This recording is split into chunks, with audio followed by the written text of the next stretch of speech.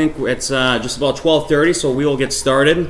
I just want to good afternoon and welcome everyone as we unveil the B.R.A.V.E. Act, which is a collaborative effort of legislation that was crafted between myself, Representative Pronschinske, Representative Mursau, and Senator Steve Nass. In addition to remarks from Representatives Pronschinske, Mursau, and I, we are honored to be here with volunteers from across the state. And so with us in attendance are Nate Melby, President of the Wisconsin State Fire Chiefs Association and the Fire Chief for the town of Campbell. We also have Chris Schultz, the Administrator for the Mountain Ambulance, and Jamie Stephenson with Wisconsin EMS Association, Board Member and Village of Albany Paramedic. I'm also excited to announce that with the unveiling of this legislation, we have received support from a number of stakeholders from the Wisconsin EMS Association, the Wisconsin State Firefighter Association, the Wisconsin Towns Association, and the Wisconsin State Fire Chiefs Association. Now, according to recent statistics from the U.S. Fire Administration, 92.5% of Wisconsin fire departments are either entirely or mostly volunteer. So to put that in perspective, we have 863 fire departments here in the state of Wisconsin. 701 of those fire departments rely solely on volunteers, and another 100 of those rely on either part-time or partial volunteers to fund their operations. Now, unfortunately, volunteerism is down for a number of different reasons. We have seen a decline in population in rural communities. We have seen increased training requirements to enter the profession. People change more jobs more often, and they move more often.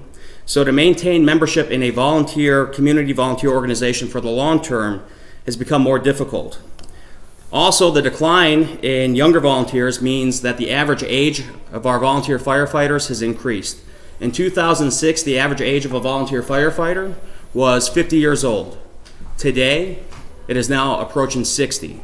And it could not come at the worst possible time when in that same time frame, call times have tripled. Our legislation creates 3 refundable tax credits, which I'm going to let Representative Pronschinske detail, that are intended to both attract and retain volunteers and ensure our heroes next door can continue to protect and serve our communities. And so with that, I'm happy to recognize State Representative Treig Pronschinske. Thank you. Good afternoon. After being first elected in 2016 and starting my term in 2017, I knew that we needed to do something for emergency services at the volunteer level.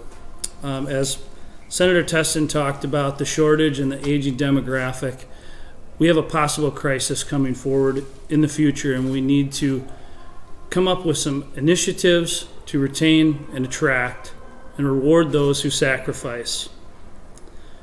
I represent a lot of rural areas, and the importance of this bill is to keep people that are on staff to respond to these situations at any given time. It could take a long time for someone to show up at some of these scenes. I myself am a volunteer fireman for 11 years and have been a part of the Ambulance Commission. I'll use an example as my brother. He's been a fireman for about 30 years. The sacrifice that I've seen him give alone, leaving a family function. I remember one Christmas we were gathered, he had to fight a fire in his department. Also, you could miss other family functions or quality times with elderly folks that are loved ones. Not to mention countless hours of sleepless nights and trying to do your job the next day. We've combined our 2 previous bills, LRB 2751, and this will not solve all problems, but is the first step in the right direction. I will go over some of the components here. The first credit is for retention. It requires 40 hours of service or attending 50% of all department calls to be eligible for either $300 or $600 credit based on years of service. The second credit is for training, $20 an hour up to 25 hours. This credit can only be attained if the first credit requirements are also met. The third arm of this initiative is credit up to $400 for a combination of unreimbursed mileage and equipment. Together, these credits will provide a stepping stone to attract and retain qualified volunteer emergency personnel.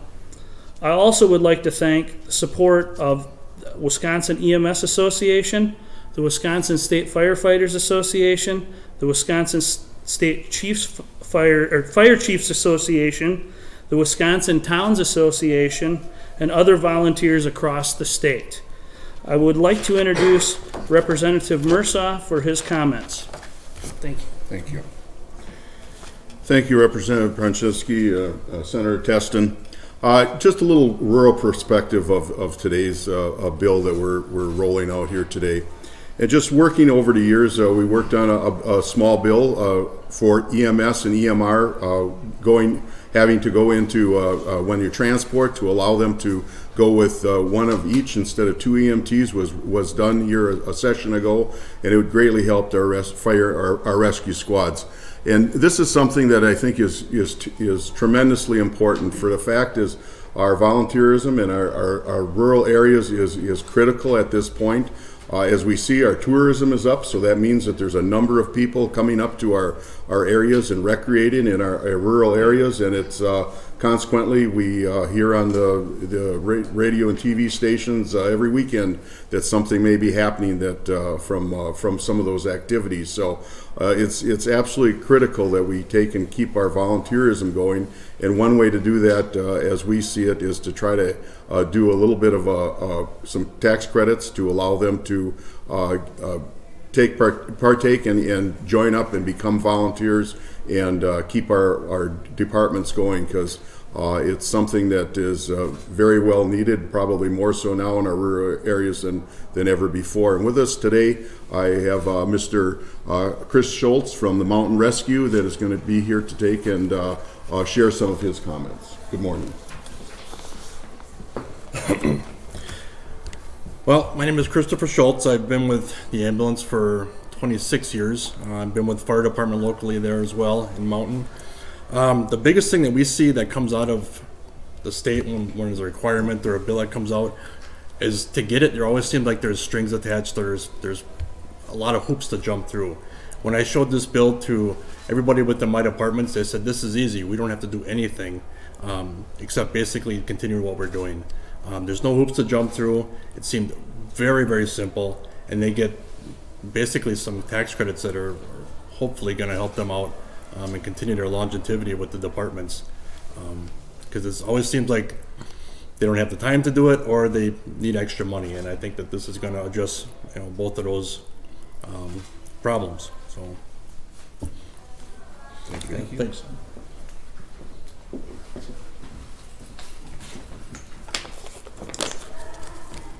Good afternoon. I'm Nate Melby. I'm the fire chief for the town of Campbell Fire Department on French Island, and I'm also the president of the Wisconsin State Fire Chiefs Association. On any given day, at any given moment, volunteers in the state of Wisconsin are ready to respond to all hazards emergencies that we have in our state. National statistics continue to show a decline in volunteers for a lot of different reasons, and you've heard some of those statistics here. Since 2005, the volunteer firefighters across the nation have declined 16%. And it goes back even further than that. You can see a greater decline. In Wisconsin, that actually shows a greater reliance for us on the volunteer systems, and so the impacts of that are larger for us here. 70% of firefighters nationwide are volunteers, but 80% in Wisconsin are volunteer. So those volunteers are more important for us to maintain those systems. They're a big part of our rural communities. They're our friends, they're our neighbors, and they're the people that you call when you need help. They come on a moment's notice and they need our support. This is a proactive step for these services to remain viable in the state of Wisconsin. The Emergency Responder Service Credit is going to help us recruit and retain personnel. It's going to keep the trucks coming to calls, which is the most important thing. The Emergency Responder Education and Training Credit will help us get the training that we need to do our jobs well. The Emergency Responder Mileage and Equipment Credit will help us get the equipment we need to remain effective. Now, the best way for me to share what it's like to be a volunteer firefighter with you is to talk about my personal experiences. And I can tell you, I've missed many meals with my family. I have missed Christmas gift exchanges with my family for structure fires in our community. I've had over 2,000 hours of training. I've driven myself across the state. I've had late nights. I've had blurry-eyed days in my day job because I was up all night fighting a fire. Our volunteer fire department has an honor statement, and it's a proud Latin statement, ne relinquis. What it means is that we never quit, we never abandon, and we never leave anyone behind. And that statement, although it's unique to Campbell, and it's so important that our firefighters have put that statement on our trucks and they've tattooed it on their bodies, I think that that same sentiment exists across all volunteer emergency responders. I just want to take a minute to thank the sponsors that have sponsored this and those that will co-sign it. This is very important to our service. And finally, our volunteer emergency services are very resilient, but we must help them serve us. It's a critical time, we're at a critical juncture, and we need this support. We need them to remain viable. In order for our communities, especially in rural communities, to remain viable, we need these services and these support. We can support them by supporting this B.R.A.V.E. bill. And I think that it's important because when we think about what it takes or what it means to be a volunteer first responder, we have to think about what would happen if we needed people and we couldn't staff those departments. What would happen if we had a call and no one came? With this, we won't have that issue. Thank you. I'll turn it over to Jamie Stephenson from Wisconsin EMS Association.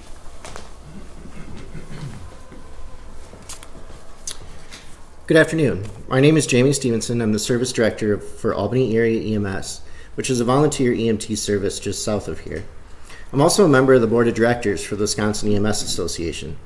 WEMSA represents almost 7,000 EMS professional providers throughout Wisconsin.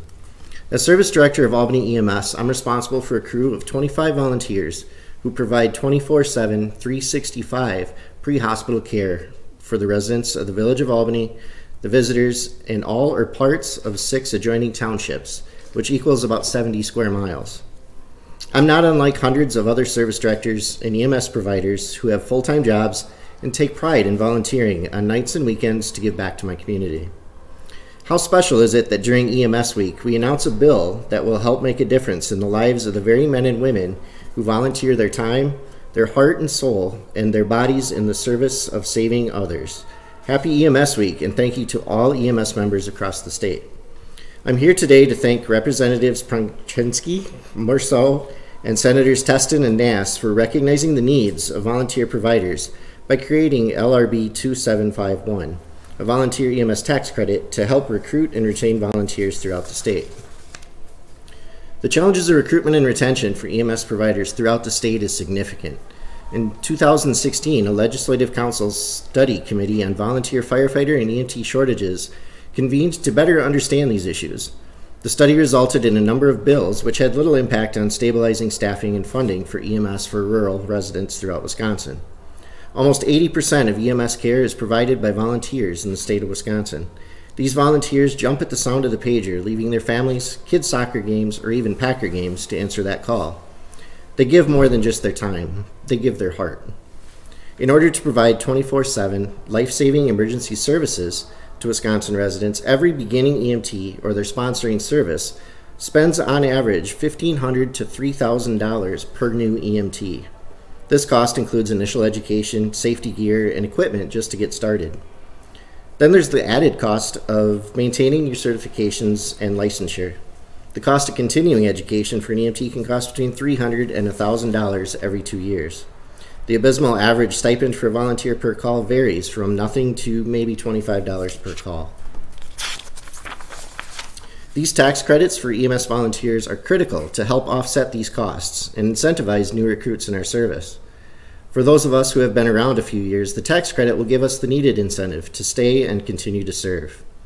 On behalf of the Wisconsin EMS Association Board, members, and volunteer EMTs throughout the state of Wisconsin, I thank Representatives Pronschinske, Mursau, and Senators Testin and Nass again for helping to make a difference in the lives of everyday Wisconsinites. With that being said, thank you for everybody showing up, and if you have any questions, we could answer some of them. Will this be for the 2020 tax year, or if the bill passes in 2019, will it affect 2019 tax? It could affect 2019 if the requirements were met. Have you gotten any sense from leadership as to how they might be willing to prioritize these if you get them through committee? Yeah, I've had discussions with leadership on the Assembly side, and I'm sure that Representative Mursau has. We've had some positive feedback with that, and I can't speak for the Senate. I don't know if the Senator would like to speak on that.